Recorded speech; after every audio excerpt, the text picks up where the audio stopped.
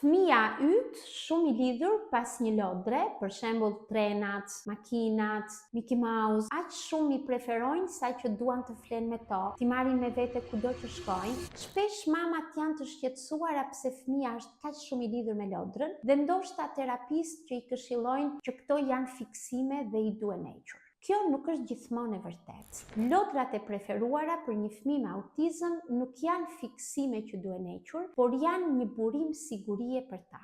Janë një mënyrë lidhje me botën që e rrethon, janë një mënyrë për të njohur botën dhe për të njohur vetveten. Ndaj, le t'ja lejojmë lodrat e preferuara, le t'i marrim në terapi, të luajmë bashkë me fëmijën me lodrat e tij të preferuara, të ndërtojmë gjuhën mbi to, të këndojmë këngë për lodrat e tij të preferuara. Nëse në disa qasje lodrat e preferuara konsiderohen si fiksime që duhen hequr, në qasjen neurodivergjente lodrat konsiderohen si një urë lidhje me fëmijën, sepse në fund fundit janë preferencat dhe dëshirat e tij.